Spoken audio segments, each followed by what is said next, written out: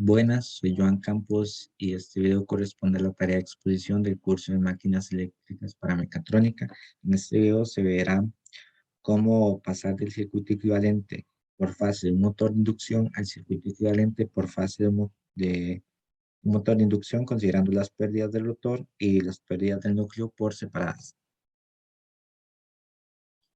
En primer lugar, acá tenemos el circuito equivalente del por fase del motor de inducción. Aquí se ven el voltaje de alimentación, que sería el voltaje de fase, las corrientes, las impedancias y demás.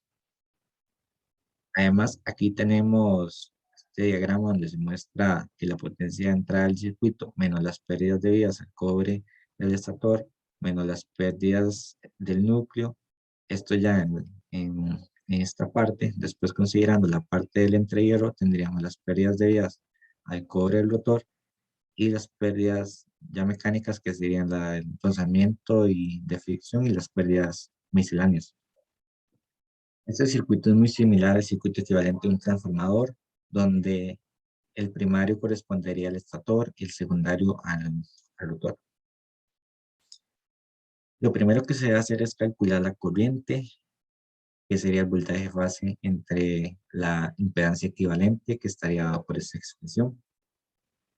Además de esto, podemos ya calcular las pérdidas en el cobre del estator en las tres fases, que sería 3 por la corriente I1 elevado a la 2 por la resistencia 1. También podríamos calcular las pérdidas en el núcleo, que sería 3 por E a la 2 entre GC. Y finalmente también tendríamos la potencia del entrehierro, que sería la potencia de entrada menos las pérdidas debidas al estator menos las pérdidas debidas al núcleo. También podríamos ver que la potencia del entrehierro se puede representar de esta manera, ya que el único elemento que puede consumir la potencia del entrehierro sería el resistor R2 entre el deslizamiento. Entonces la potencia sería igual a 3 por I2 elevado a la 2 por R2 entre el deslizamiento. También tendríamos que considerar las pérdidas resistivas reales del circuito rotor, que estaría en esta parte, que sería igual a 3 por I2 elevado a la 2 por R2.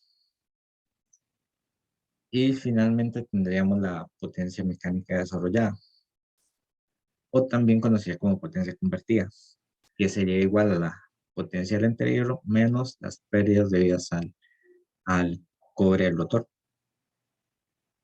por lo cual se sustituye eh, estos valores obtenidos acá en la expresión, y finalmente obtendríamos una expresión para la potencia convertida.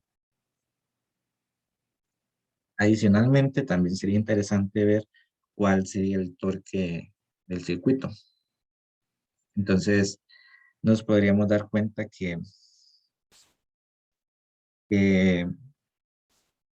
las pérdidas en el cobre del rotor son iguales a la potencia del entrehierro multiplicado por el deslizamiento, analizando estas dos ecuaciones. Y podríamos otra vez analizar esa expresión, que la potencia convertida o mecánica desarrollada igual a la potencia del entrehierro menos las pérdidas.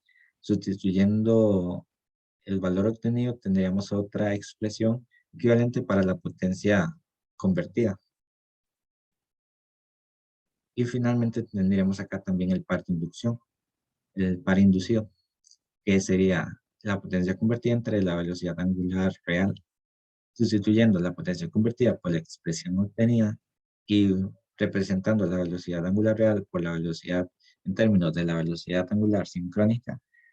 Tendríamos que el torque inducido depende de la potencia del entrehierro.